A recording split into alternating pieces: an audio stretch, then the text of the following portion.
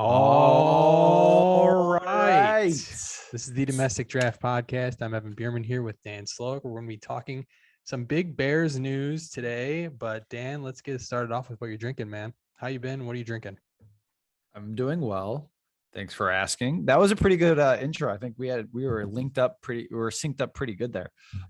I am drinking a beer from a brewery called Three Punks Ale Brewing Company. Three Punks Ale Brewing Company. The three is spelled THR, the number 3E. It was a really cool spot. I was around in Chula Vista. If you're familiar with San Diego, it's kind of like southeast of the city, and it's an area that we don't venture too often at. We usually kind of stay around, but it's got a really cool third street. They got a bunch of shops and things going on, and saw that this brewery was there. We walked in. It's got a really cool building, really cool tap house. They were painting new signage up on their like brick wall, and you walk in, it's kind of like a punk, like rock atmosphere, a lot of anarchy signs everywhere. I mean, obviously with the name Three Punk Ales, it's going to be like that. But then I looked at their beer menu, and they got some really good beers here. I'm drinking Kill the Pour, which is one of the more popular beers that they brew out there. It's 6.5%, 3.7 on Untapped. It's an IPA. Love the name. Yeah, and I was looking up, it's based off a Dead Kennedy song. So a lot of the names they say they influence with like punk songs or punk bands that they really like. And a lot of their beer is like super high percentage. They do some barrel aging there. But yeah, it's just three friends, John Marshall, Kevin Lewis, Steve Garcia. They started out in 2016, and they really just emphasize three things: family, beer, and music. It's a place you can go there. You could have a beer, you could watch a game, or you can go there, have a beer, and watch a concert, right? So it's set up in that area. And they cut out half the floor of the building that they moved into. So you can see they brew on site. The vats are there in the cellar. So as you're drinking over the railing, you can look down and see kind of their workstation, all their vats. Really cool place. I'm definitely going back. I was really surprised by it. Really cool environment. Yeah, Three Punk Ale Brewing Company, Kill the Pour. How about you, man? What do you got? Awesome. So I got Metropolitan Brewing. It's not too far from me here. It's in Chicago. It's founded in 2008 by Doug and Tracy Hurst. They were at the forefront of the Chicago brewing scene at the time when they first started. But since then, they've stayed committed to brewing only German style lagers. So when you go, there's probably like 8 beers that they consistently keep on there. They might rotate in a few extras, but they pretty much keep that same list of beers. But right now you can only find Metropolitan beers in Illinois and Wisconsin. No plans of a massive expansion. But according to the co-founder, they plan to grow a little deeper and cover more of the Midwest, as the years go on here. It's got a nice outdoor patio. It's right on the river there. That area is actually called Rockwell on the River, and there's Metropolis Coffee, Judson and more distilleries right there as well. And they have these awesome electric boats. If you go there in the summertime, it's like the best time to go there. They have these BYOB electric boats you can rent, and you can take them, on your own. They're like kind of circular, and you just drive them down the river, downtown, come back. So you rent them for the day. It's pretty cool. I would recommend checking it out. Like I said, really cool outdoor patio. The beer I have here is called Generator. It's a Doppelbock. It's 8%. Gets a 3.75 on Untapped. The description of this is kind of hilarious, so I'm just going to go for it here. Hardy enough to provide amongst Lenten sustenance, robust enough to feed Midwestern grit, and bold enough to kick a Sasquatch in the junk. There you go. So there you go. That's the Generator Doppelbock. Another craft beer update I saw today. Back in May, Half Acre announced they were selling their Lincoln Ave location to Hop Butcher for the world. In December, Chicago Eater reported that purchase finally went through. And so an opening is planned for this spring. So I'm excited for Hop Butcher to get their own spot. They started in 2011 as South Loop Brewing, changed their name.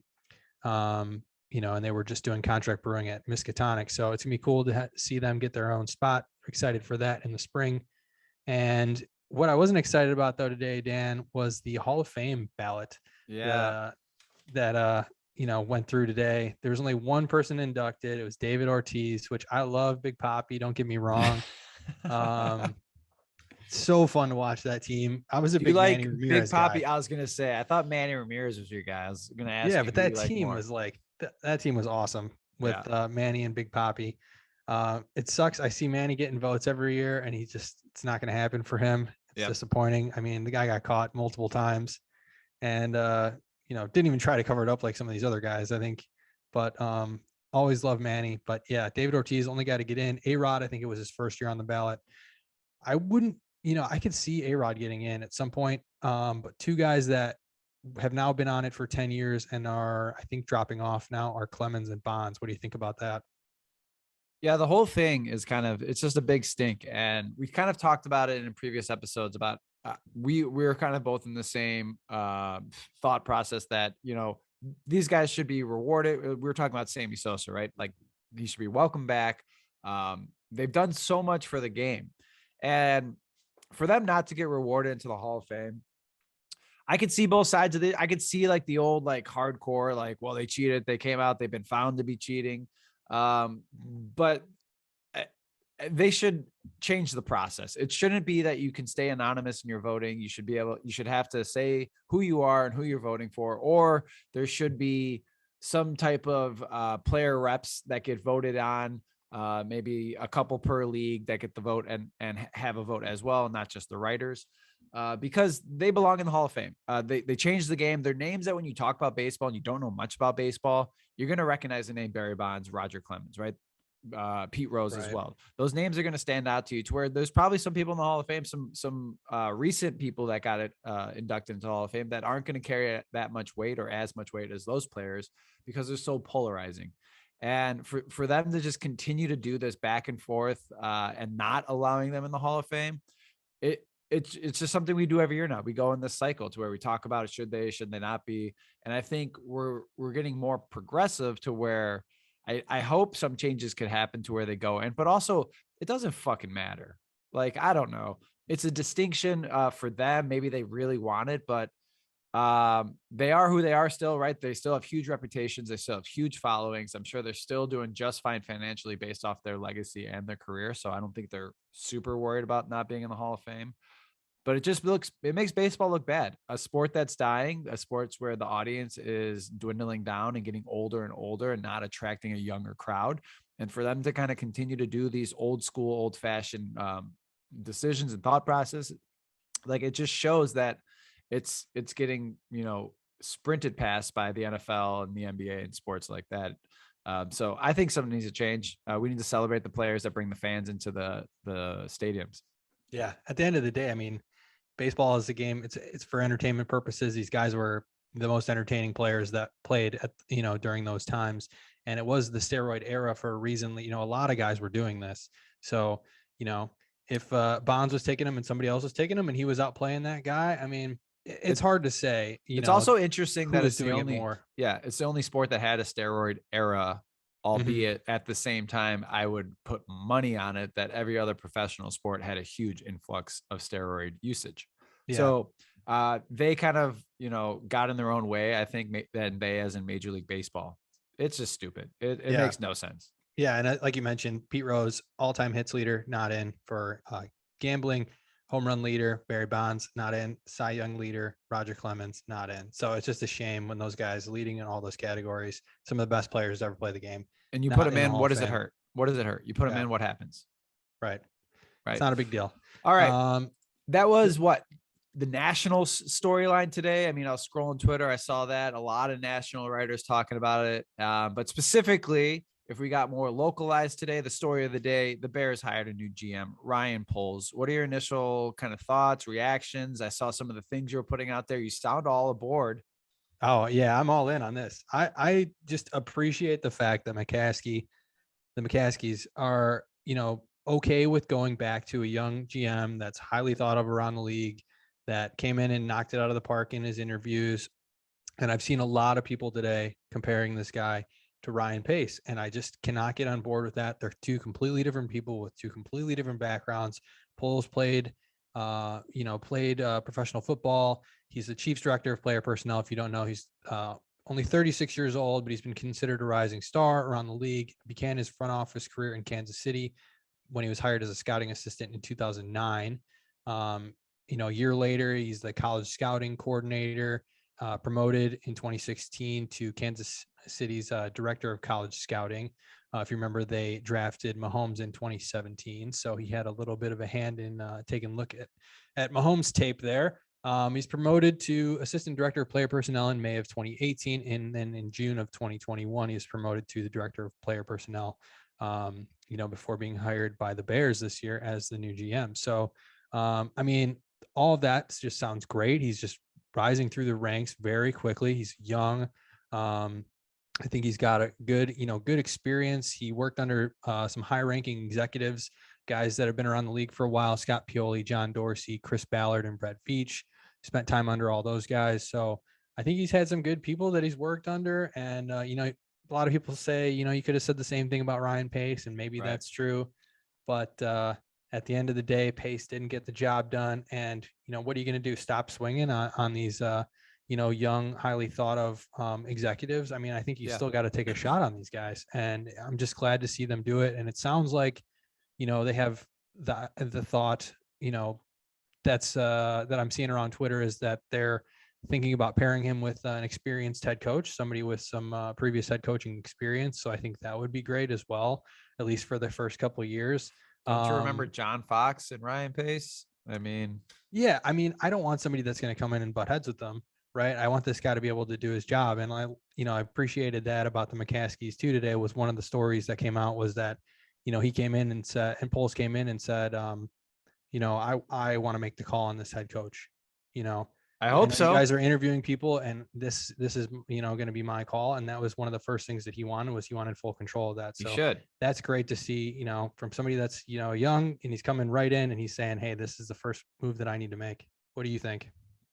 Yeah, I mean, I hope they're true to the word in that regard, to where they let him choose his head coach, because the storylines that you were kind of referring to worry me, to where there's things being said and written that he's going to hire a veteran coach because he needs that support because he's such a young GM. That sounds like a franchise putting that out there because that's what they want, because they're worried about signing a young GM at 36 years old, somebody who's younger than Tom Brady, which is an interesting factoid to have a person in charge of a football team younger than possibly a quarterback of one of the opponents you're going against.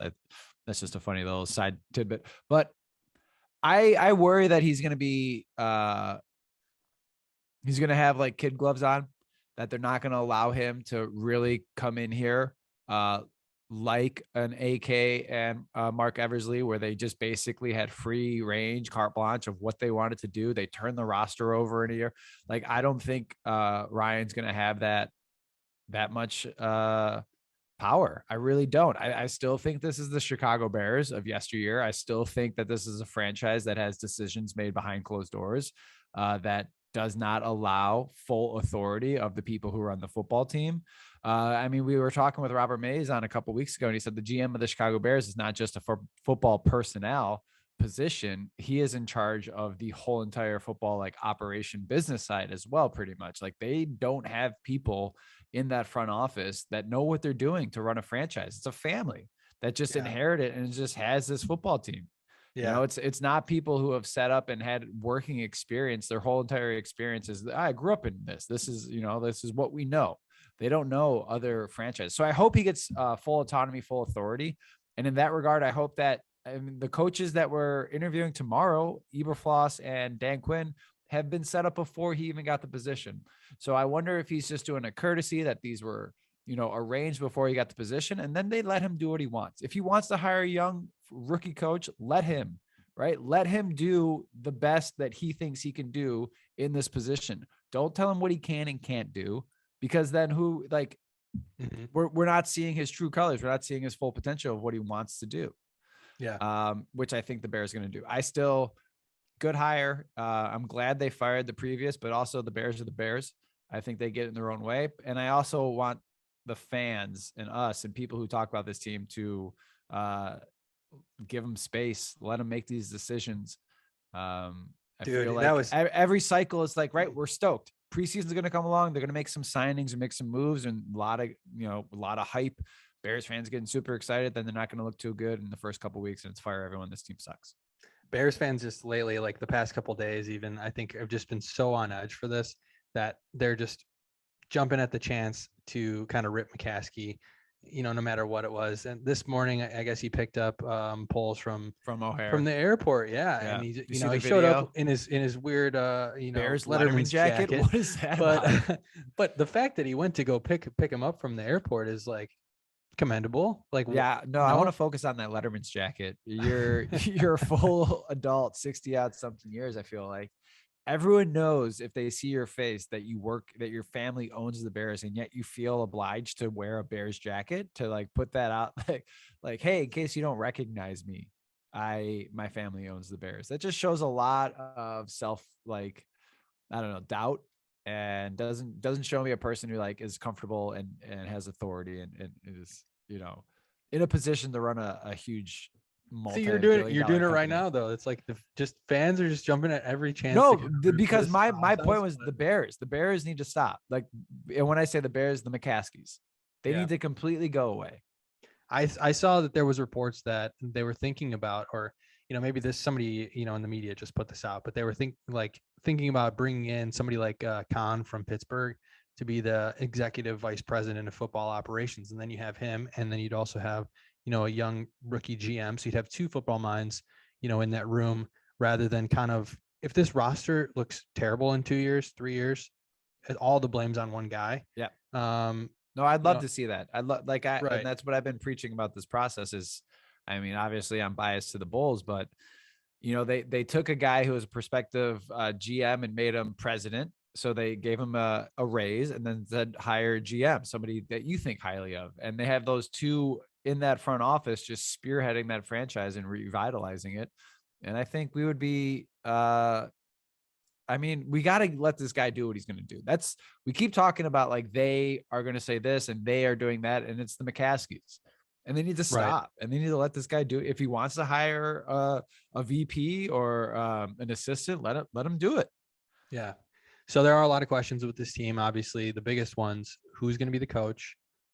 So we could start there. None of these names are doing anything for me. No. Eberfloss, Dan Quinn. Anything making it. So here's the thing about why I think they should have a vet head coach. And I think there's a lot of people that are like, no, hire Double. Jim Caldwell. Yeah.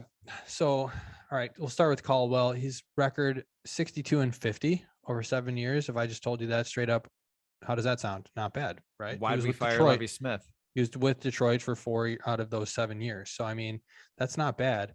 But the thing is, you're talking about a rookie quarterback, really a second-year quarterback. So somebody that's young, didn't really get, I feel like he didn't even get an opportunity last year to show us what he had.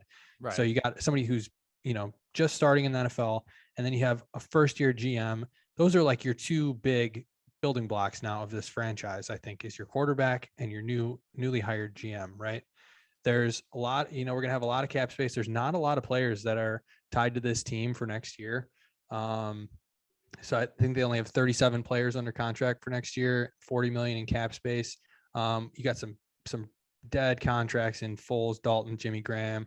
I think Danny Trevathan's probably not going to be returning either. So you're going to be losing some of those guys, probably, hopefully get them off the books if you can. But you're going to be looking at a lot of young players in there, I think. And to have somebody that's been around the league and has, the kind of record that like Caldwell does, I think that would do wonders for, steadiness of the team. I think you need somebody to look up to that's been around it for a while. Caldwell, though, to me, not my first pick. I think Dan Quinn's a little bit of a better option. And that, I mean, if you look at Quinn, he's being called back for a second interview at a lot of places right now. There's a lot of teams that are looking to get him back. And Quinn's record, 43-42 over 6 years, all with Atlanta. So he's a defensive coach. You're okay with Bears going back to a defensive head coach? Yeah. After drafting I think so. Justin Fields? I think so. I think if you can bring in the right offensive coordinator or like QB's coach, somebody that is going to be able to develop him, that has to be the priority plan for any of these head coaches to come in. Whatever they're saying in the interview, the only thing that I care about is how are you going to develop Justin Fields? That's the only thing that matters. If you can come in, why would you hire a defensive coach then? Well, I mean, if they're bringing in somebody that they know can, develop Fields, that they've been around, some of these guys have been around the league 20 years. if they can come in and say, hey, I know this guy, he's developed him and him and him, and they're bringing him in, like, we don't know what kind of staff these guys are talking about bringing in. But these guys that have been around the league, they have the connections, and I don't know, maybe, Dan Quinn's getting called back a lot because he's got this killer staff that people are saying. It's just, I don't know. You look at the teams that were still alive, or even last weekend in the playoffs, you look at the coaches that are in here for these conference championships, right? You have the 49ers and the Rams. Both those coaches are under 40 years old. Mm-hmm. Same with the Bengals. They had Marvin Lewis there forever, and then they finally got rid of him. The only outlier there is Andy Reid, and he's just been doing it in Kansas City, did in Philly, everywhere he's gone. He's been a successful coach. But even before that, the Bills, the Titans, both of those are younger coaches as well. Cardinals, young coach. Like, I don't know. This going back to the well and trying to get one of these veteran coaches is really gonna. So then you're talking. I think it sounds like a stopgap. It sounds like we'll do a veteran coach here for like 3 years to really kind of settle us in, and just like we got to change the environment, we got to change the whole entire atmosphere of this team, and then we're back here in 3 years, and maybe we get a defensive coach who could really make the defensive shine, but Fields looks like shit. So now we got to draft another quarter. I don't know. I want a young guru. I want the quarterback whisperer. I want Dabble from the Bills. That's who I want. Yeah. I mean, he sounds great, but then you're talking 3 guys learning on the job, really. I don't care. Fields has no experience, really. I have no expectations for next year. I have no expectations. Like, we could suck again. That's fine. Let's recruit some top draft picks. Right. We have 2 really young offensive linemen that I think have a bright future on this team. We got a stable of running backs that I think we're good. Let Montgomery walk. We saw that Khalil Mack can do it. Herbert. Yeah. If you look at all the other teams, they got a rotation of running backs that just kind of just keep pounding. One thing we don't have that we're running out of right now, our pass rushers are getting old. So we're going to need to revamp that. We don't have a receiver core. I mean, we got Mooney. That's about it. And we really need to focus on that defensive pass rush, because you get a good defensive line, the rest of your defense looks a whole lot better. And that's, tried and true. The football teams, good football teams, are born in the trenches, offensive, defensive line. That's where you start, you solidify that, and you work your way out. Yeah. I have no problem with a defensive coach, though. I really don't. I think, our defense is our strong suit at this point. Honestly, like you said, we're going to be losing a lot of, but it shouldn't be offensive players, and we haven't. Well, I mean, look at the teams. Look at the teams in the championships. The Rams, the 49ers, the Bengals, and the Chiefs. What are all those teams really good at? Look at the way the league is going. They're all averaging like over 30 points. You need a team that can score consistently on offense around 30 points. You need a defense that could hold teams under 30. You do that. Look at the recipe right now. Look at these final 4 teams that are left. That is how you win in this modern day NFL. I'd argue that the 49ers are more of a defensive team, but because Jimmy G is just not that good. Was he throw 20 times a game? Well, their rush offense is unbelievable. Yeah.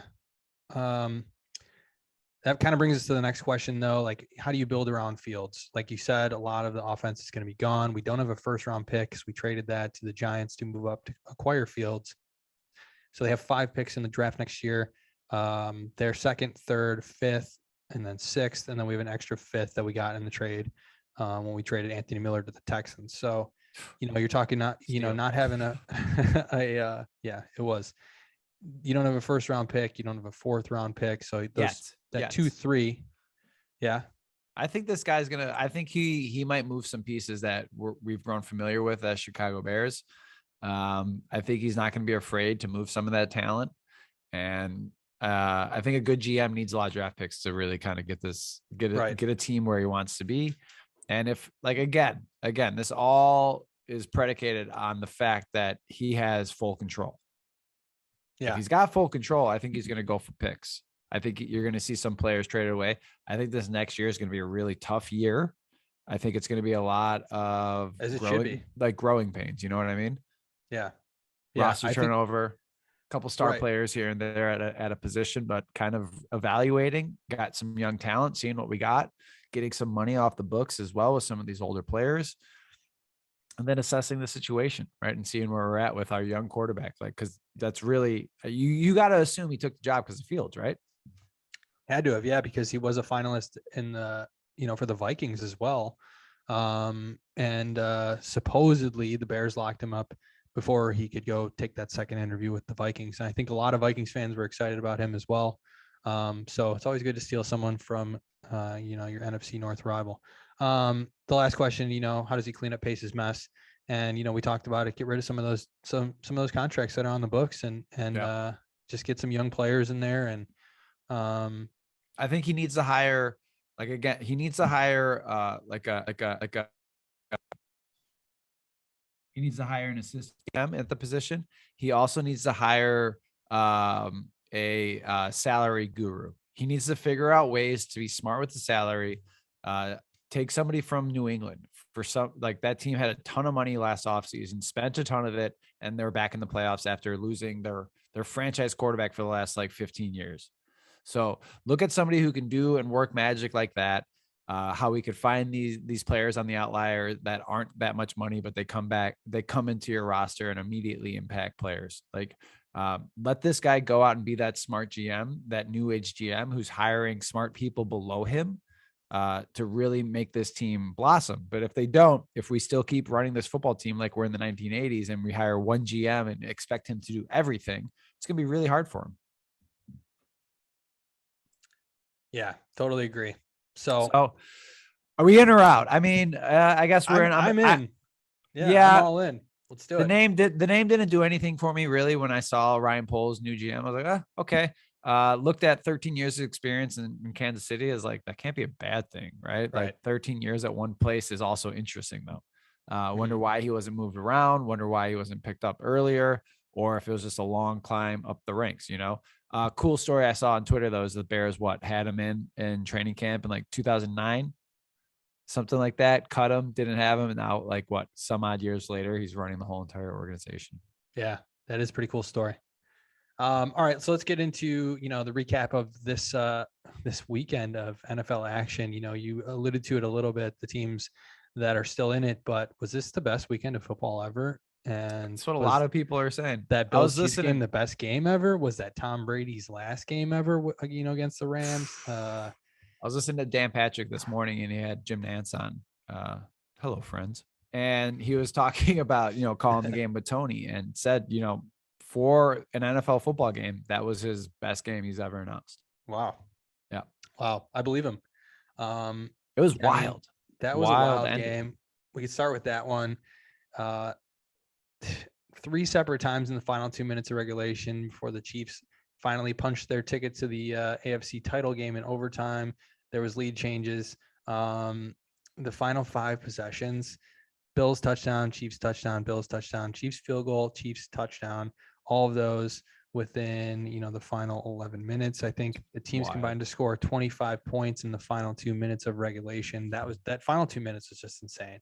If you haven't watched that, look it up on YouTube and just watch the final 2 minutes. Yeah. It's totally worth your time. It's awesome. First playoff game in NFL history with 3 go-ahead touchdowns scored in the final 2 minutes of regulation. So thought the game was over. Yeah. After the Bills scored that last one, what was it? How many? 13 seconds left. 13 seconds left. I was like, all right, squib it. Play a little, not prevent. I hate when teams do that. And that's exactly what they did.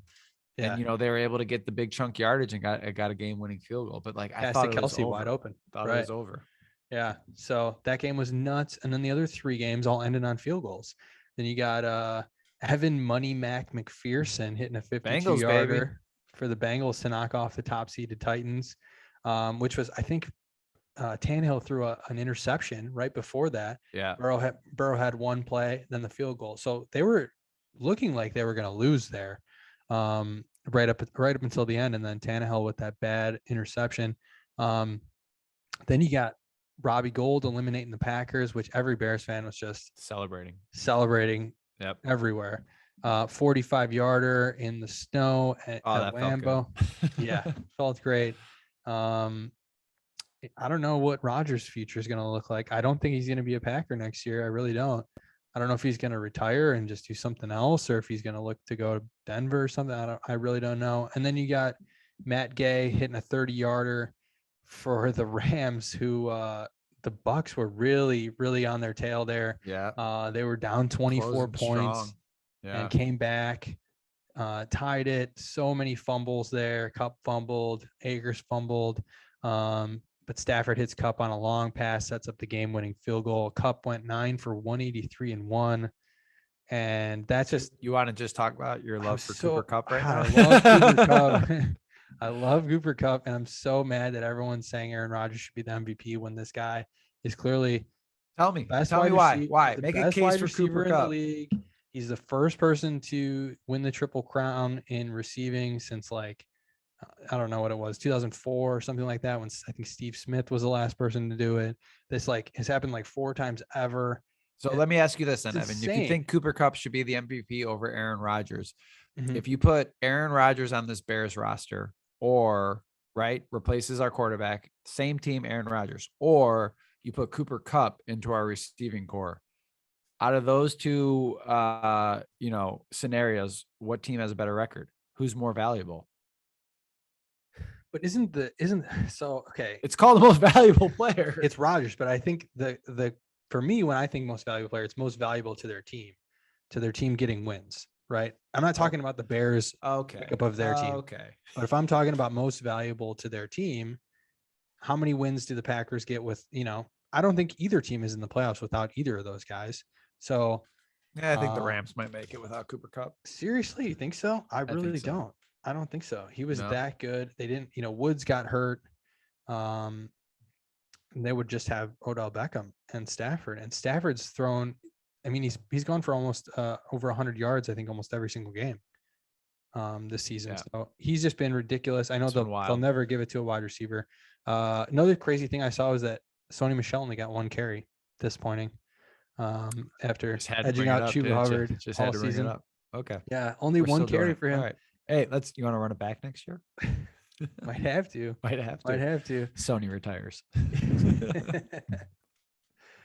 So that's the recap. It was a great week of football. It was nuts. Great weekend of football. If you're keeping track at home, I'm 8-2 in the playoffs. 8-2 in the playoffs, and let's get into this week's conference championships. You got the Bengals at the Chiefs. The Final Four. It's gotta be. Wow. I want to say so bad. Bengals. I want to say Bengals so bad, but also the Chiefs are so good, and it's at home. And they just escaped a loss. Let's go Bengals. Fuck it. Okay. Good show. Thought you were going Chiefs. All right. San Fran at the Rams. LA Bengals. Ooh, who would have guessed that Super Bowl? And LA Chiefs, a lot of people. LA Bengals, nobody. Yeah. That's wild. That's wild. I think that was the first Bengals playoff win, and I don't know. As much of a crush that you have on Cooper Kupp, I might have the same amount of crush on Joe Burrow. That kid is awesome. He is. Just the way he carries himself as a young quarterback with that team, and to be in a town that is always known as a losing football franchise, to come out and just be this good with another, rookie receiver, his old college buddy, Jamar Chase. It's fun to watch. They got so much swag, and this guy's fearless. I mean, think about this young quarterback and seeing what he's doing. I mean, he's a year or two older than Fields, leading a team to the conference finals. Come on. Yeah. Or division. He's gonna be around for a while. He's gonna be in these Final Four again in the future. I think the Chiefs are gonna knock him off. But those are your picks for the week, and that leads us into your Would You Rather segment. Dan, you got one for us this week? I got one for you, and I got one for everyone else out there. I'm going to say it first as is, let you think about it, let you give your answer, and then maybe give you a couple follow-up questions. But would you rather live the rest of your life only being able to wear flip-flops or winter boots? One or the other? That's it. One or the other for the rest of your life. If I'm living in Chicago, it's the boots. But if you're telling me I can live wherever as well, I think your life, dude. Well, the preferred option, I think, is flip-flops. Then I don't think people so? like wearing boots. Yeah. What about you? Exercise at all? Going for long walks? Just go barefoot. Hikes barefoot? I think Yeah, I'd go winter boots just because I want the like playing basketball or doing barefoot. any like physical activity. You're gonna go out there and barefoot it. Hell yeah, man. Like a true You could nomad. always take boots off. So yeah, they're hot, they're sweaty, they're cumbersome, but like you take them off if they get hot. Sandals, you can't put more outerwear on your feet. They are what they are. You're out there naked. Your toes are out there in the world. That's true.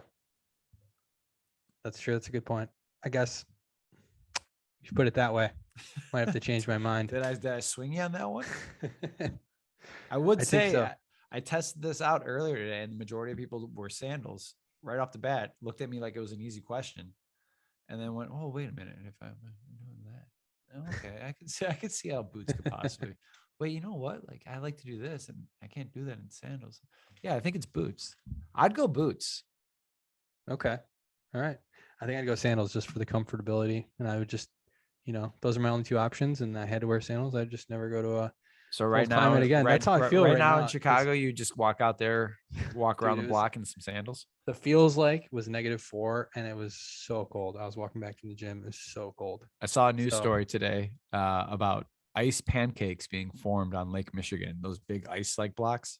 yeah. And usually they're formed in like Antarctica, but they're being formed in Lake Sounds Michigan. about right. I think school's canceled tomorrow in Chicago because it's so cold, like it's -30 or something like that. Cold day. All right. Fast fact before we close out the show. I actually have two of them. UFC debuted UFC Strike on Sunday. I know we talked about NBA Top Shot in some of our first episodes. UFC Strike is, the same thing as NBA Top Shot, except for UFC, like knockouts and submissions and stuff. So NFTs. They sold 100,000 packs. They sold out in one day. They were $50 a pop for 3 How many did you buy? months. I was able to get one pack. I did buy one just because I wanted to check it out. Yeah, all about it. And then the other thing I wanted to bring up was that Mark Cuban is starting his own online pharmaceutical company that's supposedly going to be more transparent and affordable. So that'll be cool. But that's all we got for today. For Dan Slook, I'm Evan Bierman. You've been listening to the Domestic Draft Podcast. If you're listening on Spotify, don't forget to rate the show.